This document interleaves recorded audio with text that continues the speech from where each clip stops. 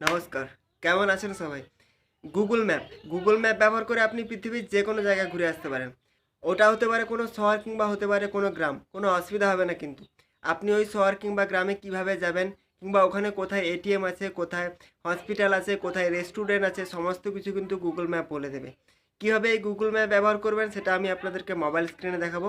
আপনারা সেই অনুযায়ী কিন্তু গুগল ম্যাপ ব্যবহার করতে পারেন। তার আগে বলে রাখি, আপনি এই চ্যানেলে পেয়ে যাবেন মোবাইল রিলেটেড ভিডিও, তাই চ্যানেলটাকে সাবস্ক্রাইব করে রাখুন। আর ভিডিওটা ভালো লাগলে একটা লাইক করে দেবেন। গুগল ম্যাপ ব্যবহার করার জন্য প্রথমে আপনার মোবাইলের ডাটা এবং জিপিএস অন করে নিতে হবে। জিপিএস অন করে নেবেন, তারপর চলে আসবেন গুগল ম্যাপে। আসার পর এখানটায় সার্চ বার দেখছেন, এখানটায় আপনাকে সার্চ করতে হবে। আপনি যেখানে যেতে চান ওটা সার্চ করবেন। আমি যেতে চাইছি যাদবপুর ইউনিভার্সিটি সেন্ট্রাল লাইব্রেরি। কিছুদিন আগে সার্চ করেছিলাম, তাই লেখা আছে এখানটায়। আপনি সার্চ করবেন আপনি যেখানে যেতে চান।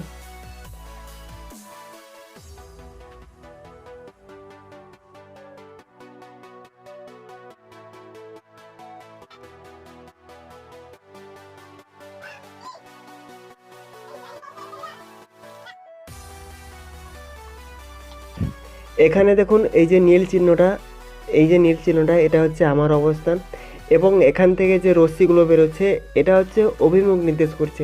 আমি যদি মোবাইলটাকে ঘোরাই তাহলে এটা কিন্তু ঘুরবে, এটা অভিমুখ নির্দেশ করছে।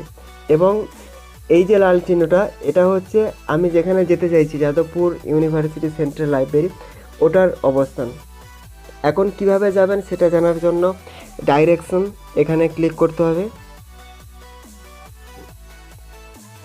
ক্লিক করার পর এখানে কিন্তু দেখিয়ে দিয়েছে আমি যেখানে আছি এবং যেখানে যেতে চাইছি তাদের মধ্যে দূরত্ব হচ্ছে 122 কিলোমিটার এবং সময় লাগবে 3 ঘন্টা 25 মিনিট। এখানে কিন্তু গুগল দুটো পথ দেখিয়েছে, এই যে নীল পথটা, এই পথটা এবং এই পথটা। আমি যদি এই পথ দিয়ে যাই তাহলে 3 ঘন্টা 26 মিনিট, এবং এই পথ দিয়ে গেলে সময় লাগবে 3 ঘন্টা 24 মিনিট। এখানে আর একটা বোঝার বিষয় আছে, আমি কিন্তু বাইক সিলেক্ট করে রেখেছি। যদি বাইকে যাই তাহলে এই দুটো সময় লাগবে 3 ঘন্টা 26 মিনিট, না হলে 3 ঘন্টা 24 মিনিট। কিন্তু আমি যদি গাড়ি করে যাই তাহলে সময় লাগবে 4 ঘন্টা 4 মিনিট। যদি আমি হেঁটে হেঁটে যাই তাহলে সময় লাগবে 22 ঘন্টা, যদিও সেটা সম্ভব নয়। তারপর আপনি স্টার্টে ক্লিক করবেন। এখানটায় দেখুন এই যে অ্যারো চিহ্নটা, আপনি যখন মুভ করতে থাকবেন এই অ্যারো চিহ্নটাও কিন্তু এগোতে থাকবে, এবং যখন টার্নিং পয়েন্ট আসবে তখন কিন্তু গুগল আপনাকে ভয়েস মেসেজ পাঠাবে, ডান দিকে যেতে হবে নাকি বাঁ দিকে যেতে হবে, এবং খুব সহজেই কিন্তু আপনি যেতে পারবেন। যদি আপনার অসুবিধা হয় সেক্ষেত্রে রিসেন্টারে ক্লিক করবেন, করলে কিন্তু ব্যাপারটা আপনার কাছে খুব সহজ হয়ে যাবে। এবার আসি, আপনি যেখানে দাঁড়িয়ে আছেন সেটা আপনার চেনা কিংবা অচেনা যে কোনো জায়গায় হোক না কেন, সেখানে কোথায় হোটেল আছে, কোথায় রেস্টুরেন্ট আছে, সেটা কীভাবে জানবেন? সেটা জানার জন্য চলে আসবেন গুগল ম্যাপে।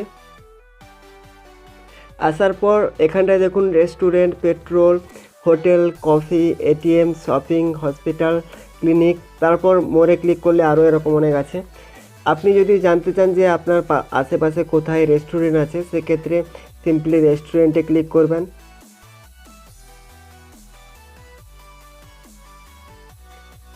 ক্লিক করার পর এখানটায় দেখুন এই যে নীল চিহ্নটা সবসময় মনে রাখবেন, এটা হচ্ছে আমার অবস্থান।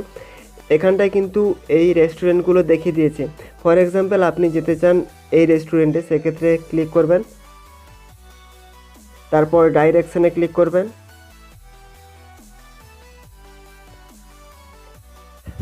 গুগল কিন্তু দেখিয়ে দিয়েছে আপনার অবস্থান এবং ওই রেস্টুরেন্টের মধ্যে দূরত্ব 950 মিটার এবং সময় লাগবে 3 মিনিট যদি আপনি বাইকে করে যান। তারপর যেভাবে দেখালাম গুগল ম্যাপ যেভাবে ব্যবহার করতে হয়, স্টার্টে ক্লিক করতে হয়, যেভাবে ব্যবহার করতে হয় সেভাবেই আপনারা খুব সহজেই ব্যবহার করতে পারবেন। এই ছিল আজকের ভিডিও। যদি সমস্যা হয়ে থাকে তাহলে অবশ্যই কমেন্ট করে জানাবেন, আর ভিডিওটা ভালো লেগে থাকলে অবশ্যই একটা লাইক করে দেবেন।